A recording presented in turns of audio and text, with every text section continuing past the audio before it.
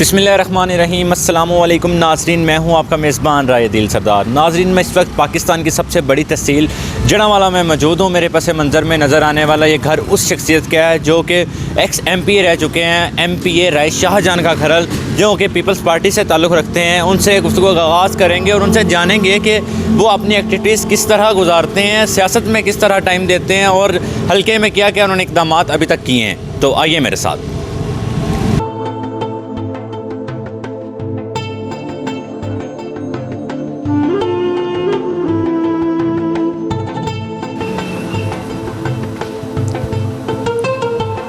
السلام علیکم جی، کیا حال چال؟ شکریہ۔ السلام علیکم۔ ساتھ سابق ایم پی اے رائے شاہ جان کھاکھرل موجود ہیں، ان سے جانیں گے کہ انہوں نے اپنی ابتدائی تعلیم کہاں سے حاصل کی اور ساتھ ساتھ یہ بھی جانیں گے کہ سیاست میں ان کا آنا کس طرح ہوا۔ جی السلام علیکم جی۔ بسم اللہ الرحمن الرحیم۔ جی شکریہ دل صاحب۔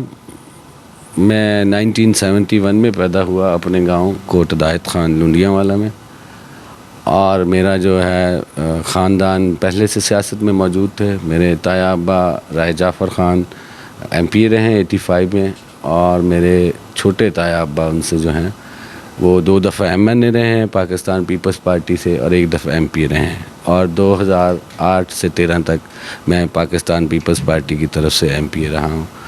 تو اس طرح سے خاندانی طور پر ہم لوگ سیاست میں ہیں، اور یہ بڑا فارچونیٹ تھا کہ میں سیاست میں آ گیا، اگرچہ میرا ارادہ نہیں تھا کیونکہ بہت سارے لوگ میرے ساتھ موجود تھے، لیکن یہ اللہ کی طرف سے ایسا ہوا کہ میں سیاست میں آ گیا۔ بتائیے گا کہ پارلیمنٹ میں جانے کا آپ کا ایکسپیرینس کیسا رہا؟ پارلیمنٹ ایک زبردست ایکسپیرینس حاصل ہوا ہے۔ پارلیمنٹ ایک دانشگاہ ہے اور یہ معزز لوگوں کے جمع ہونے کی جگہ ہے، اور یہاں پر مختلف طبقات کے نمائندے آتے ہیں، اور ان کی طبقاتی جیسی کمپوزیشن ہوتی ہے معاشرے میں، ویسے ہی اسمبلی میں مختلف طبقات کے لوگ موجود تھے، اور میرے لیے یہ بڑا اچھا ایکسپیرینس رہا، اور یہاں ایک بڑا آپ کو ایکسپوجر کا موقع ملتا ہے۔ اور مجھے اس وقت بڑی خوشی حاصل ہوتی تھی کہ جب ہم کسی قومی مسئلے پر یا صوبائی مسئلے پر بحث کر رہے ہوتے تھے اور ہم اپنی کوئی خاص انپٹ دیتے تھے، تو یہ میرے لیے ایک بڑا اچھا خوشکن عمل ہوتا تھا، اور مجھے اس سے حقیقی خوشی محسوس ہوتی تھی۔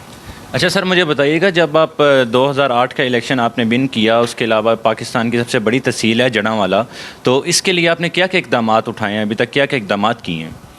پاکستان پیپلز پارٹی کے دور حکومت میں سب سے بڑا جو تحفہ ہماری وفاقی حکومت نے ہمیں دیا، اور اس کے لیے ہم خاص طور پر آصف علی زرداری صاحب کے مشکور ہیں کہ انہوں نے 18 کلومیٹر لمبی گیس پائپ لائن ہمیں دی جڑانوالا سے جود کے تک، اور پی پی 54 کے سارے دیہات میں گیس پڑی بشمول چھوٹی آبادیوں کے۔ تو یہ ایک پاکستان پیپلز پارٹی کا سب سے بڑا کارنامہ تھا۔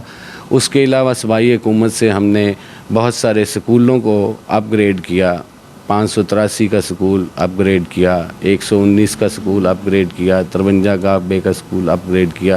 اسی طرح جڑانوالا میں نئے بلاکس ہم نے بنوائے، گرلز کالج میں اور باقی جو ہائی سکول ہیں ان میں، گورنمنٹ اسلامیہ ہائی سکول میں تعلیم کے شعبے میں ہم نے کافی کام کیا، بہت سارے سکولوں کو اپ گریڈ کرایا۔ اگر میں اس کی فہرست آپ کو دوں تو کافی لمبی ہو جائے گی۔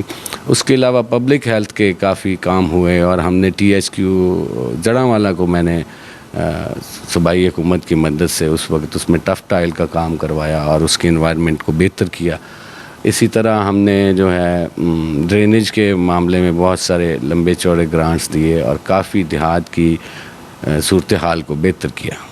اچھا سر، مجھے ایک اور بات بتائیے گا کہ 2008 کا الیکشن آپ نے ون کیا، ملک نواب شریف سے جو کہ ایم این اے بھی تھے آپ کے ساتھ، انہوں نے پارٹی شفٹ کر لی، تو آپ کو اس کے ساتھ پارٹی شفٹ کرنے سے آپ کو کوئی دکھ، کوئی دل میں کوئی بات، کوئی رنج، اگر دل میں کوئی بات ہو کہ وہ انہوں نے پارٹی شفٹ کر دی، کیونکہ آخر آپ کے ساتھ وہ کافی دیر سے ایم این اے کا الیکشن لڑ رہے ہیں، تو کبھی کوئی بات ان سے ہوئی ہو یا کبھی کوئی دکھ ہوا ہو آپ کو؟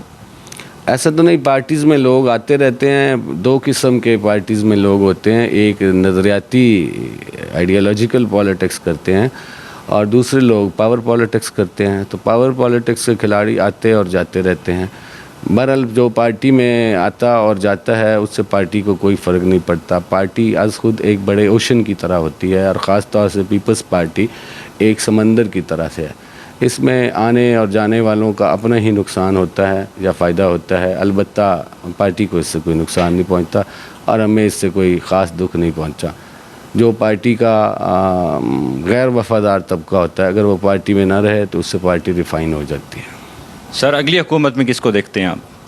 अगली हुकूमत हम पाकिस्तान पीपल्स पार्टी की इंशाल्लाह 2023 में आ रही है। मैंने तो अपने दोस्तों को 2013 में बताया था कि अब हम इंशाल्लाह 2023 में वापस आएंगे, क्योंकि 2023 जो है ये बहुत सारी चेंजेस का साल होगा माशरती हिसाब से, मुआशी हिसाब से। पूरे पाकिस्तान में, पूरे एशिया में आप एक बदलाव देखेंगे और ये तहरीकों का साल होगा इंशाल्लाह। और पाकिस्तान में एक बहुत बड़ा समाजी सियासी बदलाव शुरू होगा मेरे ख़्याल में, जिसका जो ख़ात्मा है वो 2040 या 35 तक इंशाल्लाह होगा और ये प्रोसेस मुकम्मल होगा और पाकिस्तान एक नए दौर में, एक नए जनरेशन के हाथ में चला जाएगा। अच्छा राय साहब, मुझे बताइएगा कि जो है पीपल पार्टी वो इस टाइम पंजाब में उसका इतना ज़ोर नहीं है जिस तरह पहले दौर में था, तो अब काफ़ी ऐसे आ गए हैं। पीटीआई का बहुत ज़ोर हो चुका है, नून लीग का बहुत ज़ोर है, ख़ास तौर पर पंजाब में। सिंध में आप सीट्स हार गए अपने, तो किस तरह देखते हैं कि अगली हुकूमत क्या पीपल पार्टी की आ सकती है? देखें, जहाँ तक सिंध का तल्लुक है, पाकिस्तान पीपल्स पार्टी वहाँ मजबूत है और हमने पहले से ज़्यादा सीटें हमेशा वहाँ जीती हैं और हमने ज़िमनी इंतखाब भी वहाँ से जीता है। पंजाब की हद तक अगर आप कहें पार्टी कमज़ोर है तो मैं कभी इससे इत्तफ़ाक़ नहीं करता।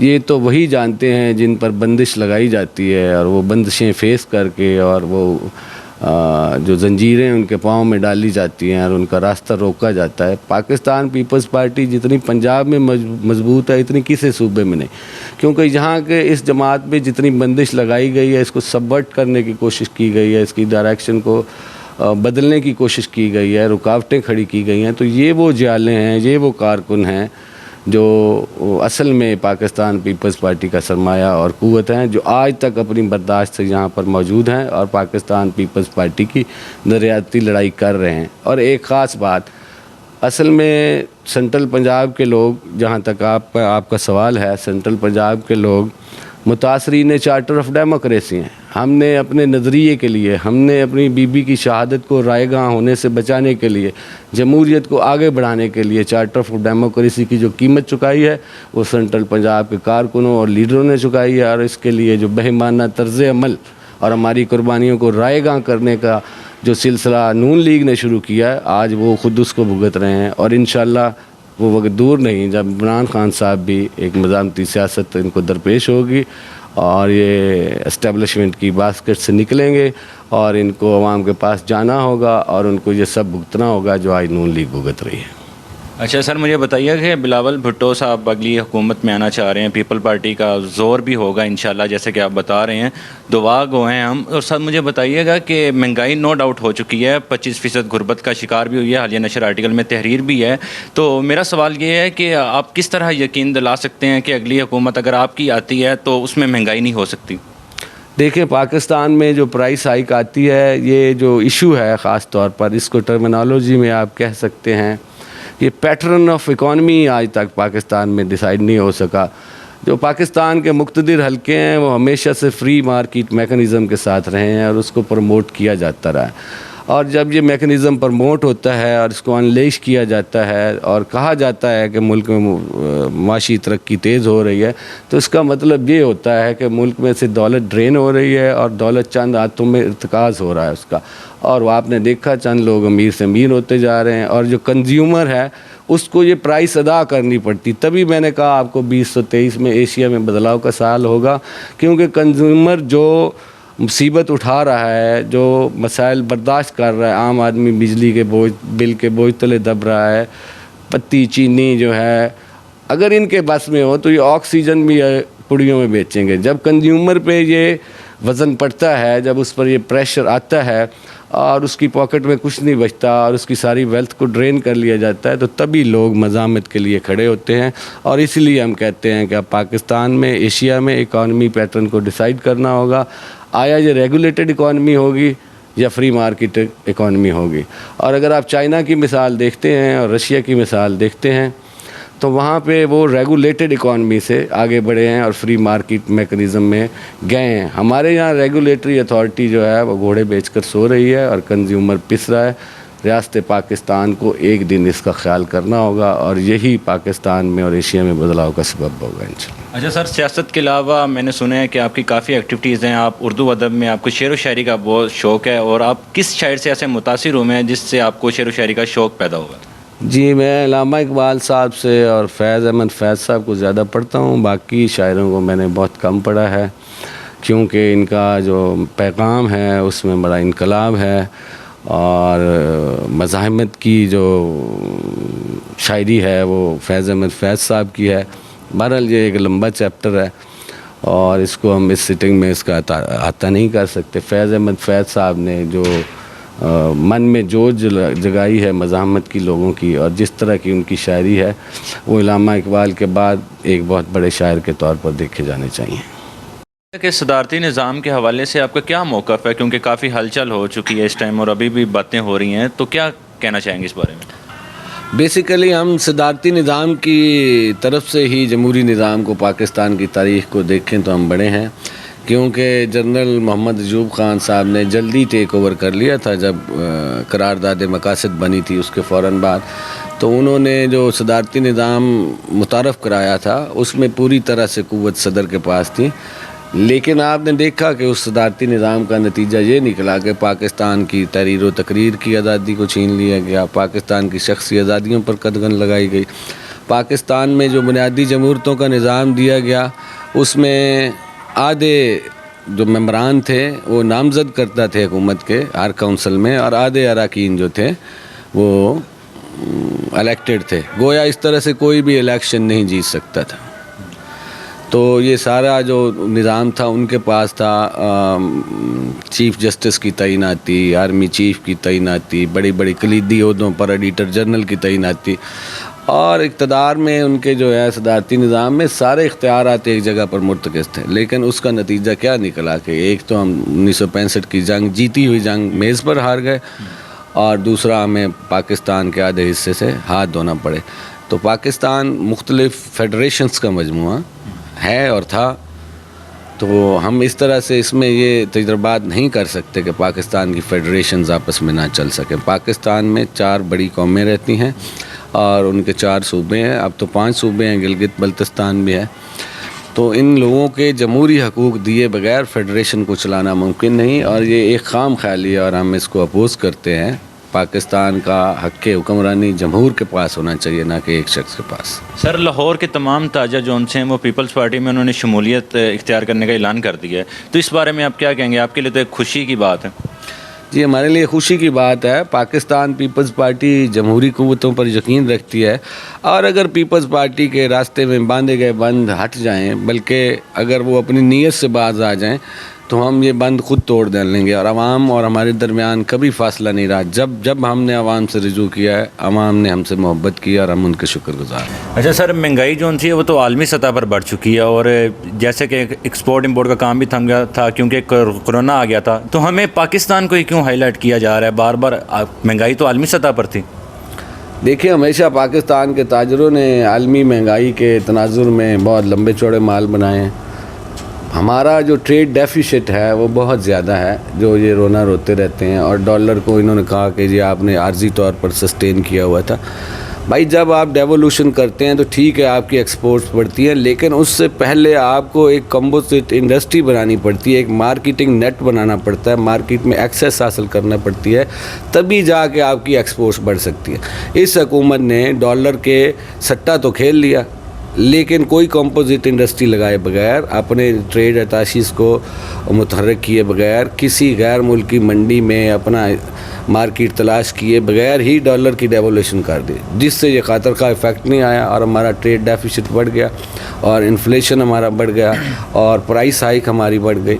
تو اتنا تو کوئی نا انجار نہیں ہوتا، یہ سوچا سمجھا منصوبہ ہوتا ہے کہ آپ جلدی کس طرح سے مال بنا سکتے ہیں. ڈالر کی قیمت بڑھنے سے ہماری جیبوں سے سب کچھ نکل گیا، لیکن وہ جو خاطر خواہ اضافہ ہماری ایکسپورٹس میں ہونا تھا وہ کبھی نہیں ہوا، کیونکہ ہمارے پاس نیچے किसी भी चीज़ की कॉम्पोजिट इंडस्ट्री नहीं है, ना ही हमारे पास मार्केटिंग नेट है। हमारे जो ट्रेड अटैचीज़ हैं लंबी चौड़ी तनख्वाहें लेके, और हमारे जो एम्बेसडर हैं वो सफारत खानों में सोए रहते हैं। सर मेरा आखिरी सवाल आपसे ये होगा कि अगर आपको सदर पाकिस्तान बनने का मौका मिले तो कौन से 3 ऐसा इस्लाहात करना चाहेंगे आप सबसे पहले? कौन से 3 इक़दामात ऐसे उठाएंगे आप जो सबसे पहले आप चाह रहे हैं कि ये इशू है और इसको जल्दी से जल्दी सॉल्व किया जाए? आपका बड़ा क्रिटिकल क्वेश्चन है। पहले तो सदर पाकिस्तान बनना कोई खुशकुल अमल नहीं होता, लेकिन अगर मेरे लिए ये मौका मिले तो मैं सबसे पहले पाकिस्तान के जो इंसाफ का निज़ाम है उसमें चाहूँगा कि वाइब्रेंट किस्म की तब्दीलियाँ हैं उसको रीस्ट्रक्चर किया जाए, और पाकिस्तान में तालीम के निज़ाम को रीस्ट्रक्चर किया जाए, और HR डेवलपमेंट जो ह्यूमन रिसोर्स डेवलपमेंट है जिसके बारे में इमरान खान हमेशा बात करते रहते हैं, सबसे ज़्यादा फोकस मेरा इस तरफ होगा, क्योंकि हमारे पास बहुत ज़्यादा आबादी और बहुत ज़्यादा टैलेंट है जिसका मदफन बनाया जा रहा है। उसको स्किल एजुकेशन दिए बगैर, प्रोफेशनल एजुकेशन दिए बगैर, सबसे पहले मैं उसके लिए जो है वो चारों सूबों के संगम में एक बड़ी यूनिवर्सिटी कायम करना चाहूँगा जो मुख्तलिफ़ शोबों पर मुश्तमिल होगी, जिसमें वो शोबे शामिल होंगे जो बाहर के मुल्कों में जिनकी डिमांड है, डॉक्टर्स, इंजीनियर्स, सॉफ्टवेयर इंजीनियर्स, और इस तरह के हम इंटरनेशनल मार्केट का जायज़ा लेके अपना ये जो टैलेंट है इसको बरी करने की बजाय कोई 50-60 हज़ार या 1 लाख रुपए, 1 लाख जो पाकिस्तानी हैं उनको सालाना हम एक्सपोर्ट कर सकें। ये मेरा सबसे बड़ा नज़रिया होगा, क्योंकि इमरान खान ने हमेशा इसके बारे में बात की है। ओवरसीज़ पाकिस्तानी के डॉलर्स पे बड़ा फ़ख्र किया है, उन पे हाथ साफ़ करने की कोशिश भी की है, लेकिन हमने अपनी HR डेवलपमेंट के लिए ना तो कोई इंस्टीट्यूशंस बनाए हैं, ना अपने मेडिकल कॉलेजेस में, ना हमने अपने IT यूनिवर्सिटीज़ में अपनी सीटें बढ़ाई हैं। बच्चे 1-1, 2-2 पॉइंट से इतना मेरिट हाई हो चुका है कि वो ज़ाया हो रहे हैं। हमें चाहिए उनको पॉलिश करें।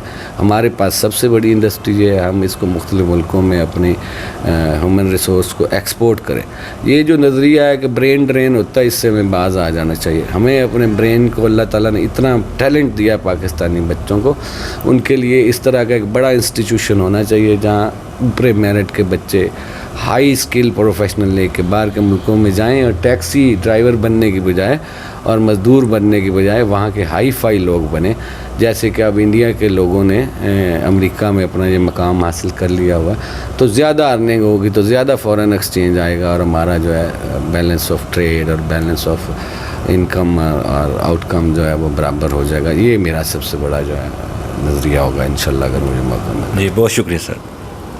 जो आ रहा है किसान मार्च के हवाले से तैयारियों का आपने कुछ तैयारी अपनी मुकम्मल कर ली है, और सदर साहब आपने इस सिलसिले में क्या किया है? हमारी तैयारी राना साहब के साथ ही है जी, हम इंशाल्लाह ताला कल के मार्च में ज़रूर पहुँचेंगे। और आपने नौजवानों के उनको कॉन्फिडेंस में ले लिया आपने? और राना साहब आपने वो किसानों से जो ट्रालियों की बात की है वो आपकी मुकम्मल हो गई है, आपने उनसे वफ़द किया? खुरम साहब आपके जो जाले कारकुनान हैं वो कल इंशाल्लाह टाइम से पहुंच जाने चाहिए। खाली हवस वालों ने हर रस्म जो चली है, दिलदारी वाइज को हम ही बाकी हैं, वरना इस शहर में हर रिंदे खुराबात वली है। नारे भुट्टो जिए भुट्टो, नारे भुट्टो जिए भुट्टो। नाज़रीन आपने जैसे कि देखा कि हमारे साथ रायशाह चांद खां खरल जो कि MP रहे हैं एक्स, और उनके साथ हमने गुफ्तगू का आगाज़ किया और उनसे जाना कि वो अपनी मसरूफियात किस तरह गुजारते हैं, सारा दिन किस तरह गुजारते हैं। अगली मुलाकात में दोबारा बात होगी। अपने मेज़बान को दीजिए इजाज़त, अल्लाह ने के बाद।